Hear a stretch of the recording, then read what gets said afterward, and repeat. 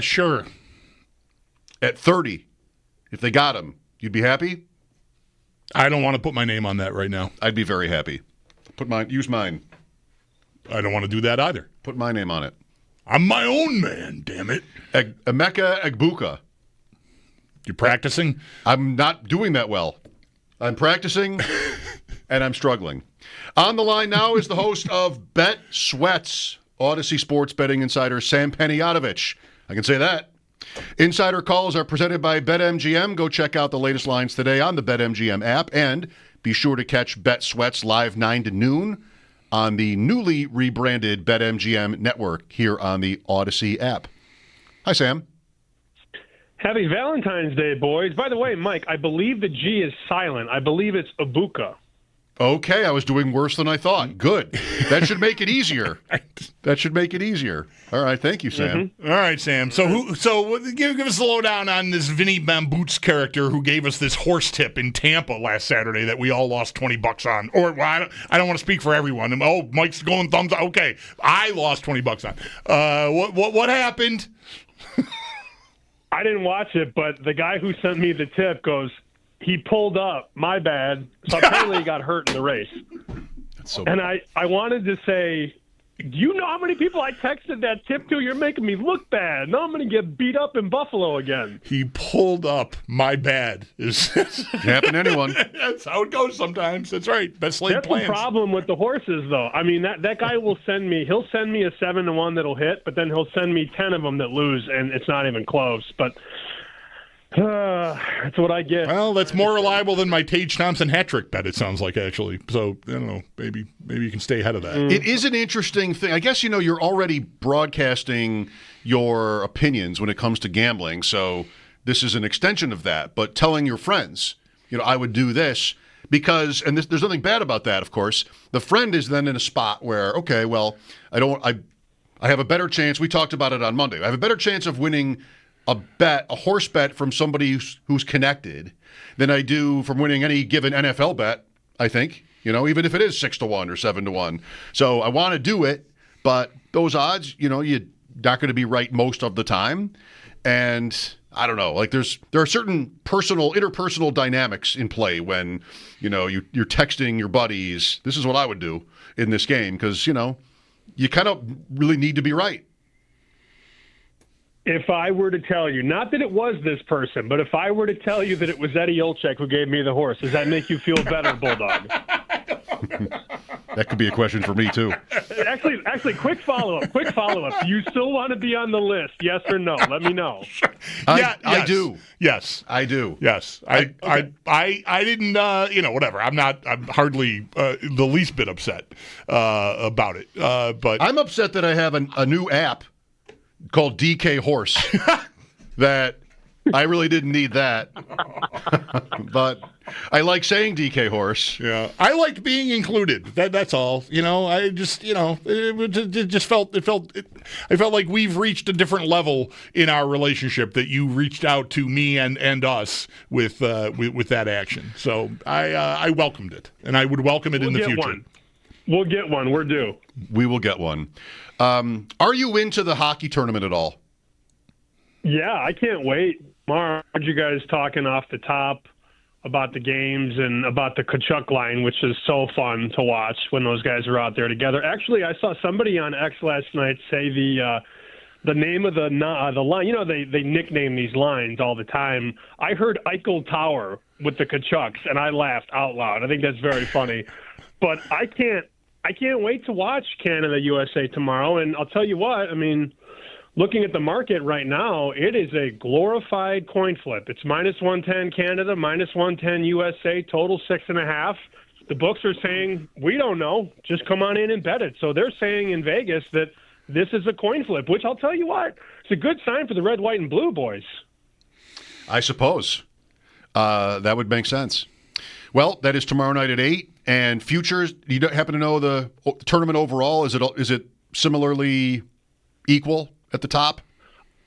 Look, I have lines on the rats in my alley after the show. I got lines on whatever you need. You always USA know. favored USA right now.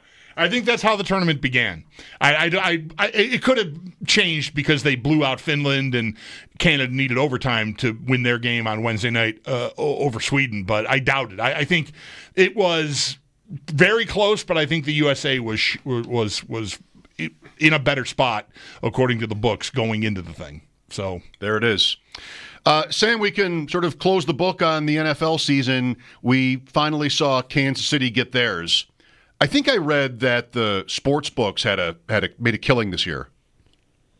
Chiefs going down in the Super Bowl though was a nice coup for the house. To your point though, Mike, the books definitely had a tough season. Compared to previous seasons, like in totality, from week one through the playoffs, the public did pretty well, but the public gave a lot of that back on Sunday when everybody was moving people out of the way to be a part of the three-peat. I see the number in Vegas, too. The most Vegas has ever made, actually the most Nevada has ever made on a Super Bowl, $22 million they cleared on Sunday. That's all because the Chiefs went down. So it was nice to see I shouldn't say it was nice to see the house win, but I usually bet on the side of the house. So it was nice for me. Like when the public wins, I lose. If we're being totally honest. Evan Abrams, who's always got some great stats, had one today. From week 6 on in the NFL, favorites of 3.5 or more went straight up 113 and 20. Like, that seems maybe insane. That doesn't even sound real. I believe Evan Abrams. We exchange a lot of stuff together. That's insane. And you know what a lot of people do, and if you had a good run with this, congrats, good for you. A lot of people just took 3 or 4 of those favorites and just parlayed them together on the money line. That was the very, very telling part of the season when you would look up every Sunday and most of the favorites would have won and covered, money line and spread.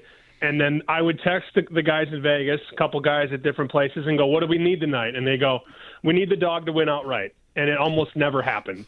I mean, think about all those blowouts on Sunday and Monday night. I mean, there weren't that many games. The only one that comes to mind is when Aaron Rodgers and the Jets had Devontae Adams for the first time. And I think that was a Sunday night, and the Jets got pounded by the Steelers. But the favorites basically carried the mail all season, and that's a staggering number. What is that, 113 and 20 straight up? Yeah, he tweeted it. You'll find it. Favorites of 3.5 or more from week 6 on. So that was the way to go this year. Right.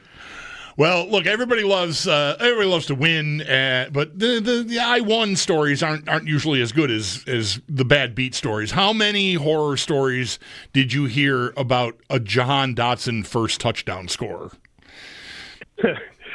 I had a buddy who had him 90-1 to score the first one. 90-1, and he bet $100. That's $9,000, Bulldog. That's about as bad as it gets. And the worst part is, he scores the touchdown, they call it a touchdown, and then they go to commercial. And then you come back from commercial, and they're like, wait a minute, we're at the monitor, and the ref's under the cave and looking at the play. Yeah. And, then they go, actually, he's short. And then you know what they're doing from there. They're doing the brotherly shove at the one. Not only did it affect Dotson, but think about this. The prop in every Super Bowl for shortest touchdown is 1.5 yards. And so people usually bet the under. They usually bet under 1.5. So not only did it swing the Dotson money, but it swung all those bets that came in under 1.5 on the shortest touchdown, because that was a 1-yard plunge. But I feel my buddy Sean Green had a 90-1 slip at $100 to win $9,000, and he's still getting over it today. Right. I believe bet. It. Yep. Not even a week. Sam, are you doing anything for next year? Futures? Nick Costos tweeted, who's your Super Bowl bet? And I said, Green Bay, 20-1. He's like, that's mine. I think that's a team. I mean, great division, a lot to like there, and the price is good. Do you have a couple of your own favorites? I circled a couple teams. One of them is the Chargers, 25-1. I think Harbaugh is going to have a full offseason to get his guys in there. Remember, they were playing basically without anybody at wide receiver. I think they're going to be aggressive, not only in the draft, but maybe in the free agent market or the trade market. They have the quarterback. They clearly have the offensive line, which is how Harbaugh always builds his teams wherever he's at, college or pro. And I think defensively they were very solid last year. They were top 10 in most metrics. So I like that number at 25-1. And then I'm curious I didn't bet this team, but I'm flummoxed by what to do and how to perceive Minnesota at 35-1 because they have all the talent they need on both sides of the ball. I just don't know if I want to put my money on a team with a rookie quarterback to win a Super Bowl. So that was the only bet I've made so far. Chargers at 25, and of course, the Big Four are going to be the Big Four until further notice. Eagles, Ravens, Bills, Chiefs, those teams all around 7-1. But I think the Chargers are very, very interesting. That could be a team that starts like 7-2 next year, and then that 25-1 goes long gone, midway through the season.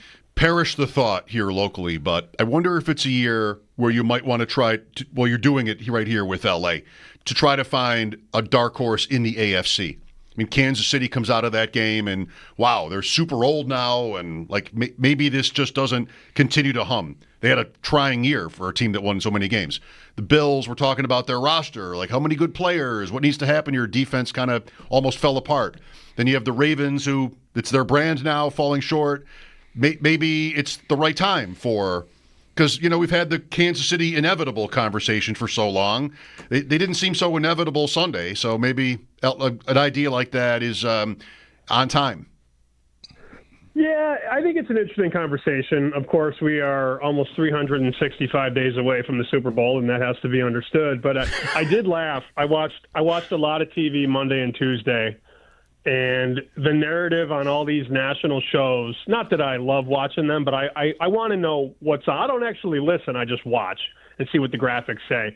And I couldn't believe the narrative Monday. It was like, are the Chiefs cooked? Is their legacy ruined? I'm like, the Eagles played like the 85 Bears, and we're talking about if the Chiefs are cooked or not.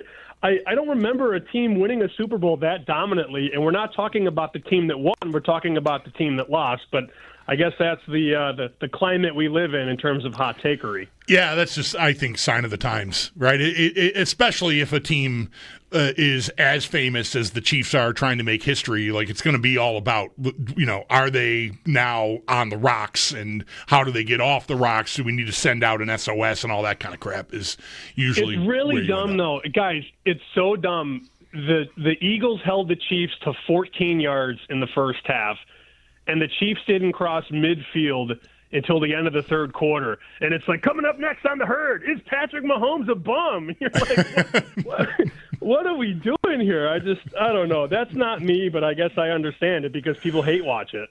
College basketball, we've got the NBA All-Star Game this weekend. You and I have chatted a little bit about the college scene this year. A couple of thoughts for our listeners. Sure. I will bet because the lines aren't up yet for tomorrow at a lot of places, but I think Michigan State, they're coming in a little bit low organically and aesthetically. I don't think anybody wants to bet them because they've lost 3 out of 4, but I will be betting them tomorrow at Illinois. I think they're going to be about a 3.5-point dog.